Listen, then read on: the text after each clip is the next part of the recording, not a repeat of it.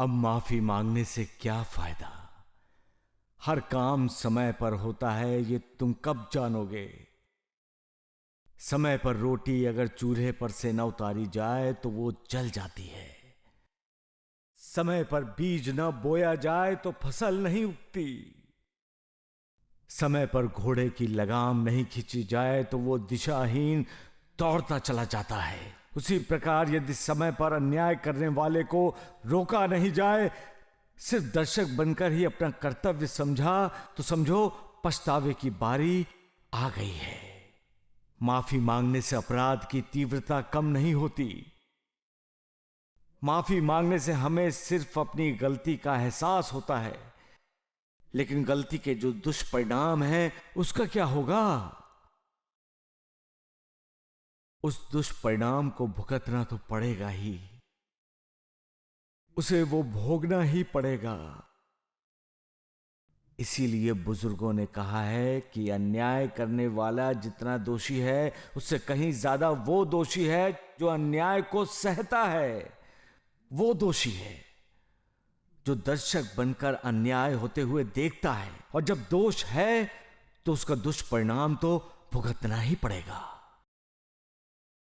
दूसरों को रुलाने वाले इंसान को हंसी आती है, उस समय वह खुद निर्दयी होता है, तब उसे दूसरों पर दया नहीं आती।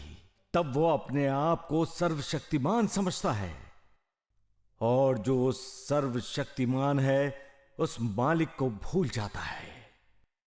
और मालिक का कानून है, जैसी करनी वैसी भरनी। इसलिए दूसरों के लिए खड्डा खोदोगे तो खुद उसी में गिरोगे। दूसरों का बुरा सोचोगे तो तुम्हारा भी बुरा होगा।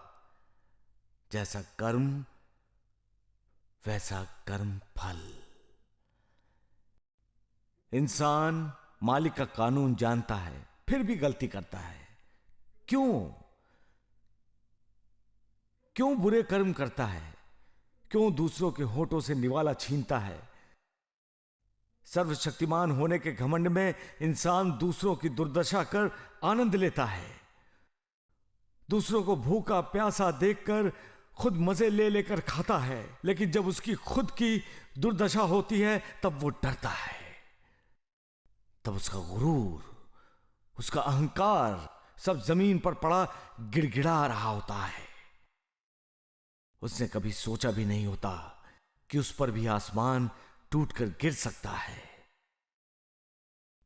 जहां उसने हुकूमत की होती है, वहीं उसको दूसरों का हुक्म मानना पड़ता है। लेकिन यही तो मालिक का करिश्मा है, लीला है मालिक की, न्याय है उसका। इसीलिए तो यहां कब राजा रंक बन जाता है और रंक राजा कोई नहीं जानता। सबका मालिक एक। ओम साई अलख निरंजन, मंगल कारक भय दुख भंजन।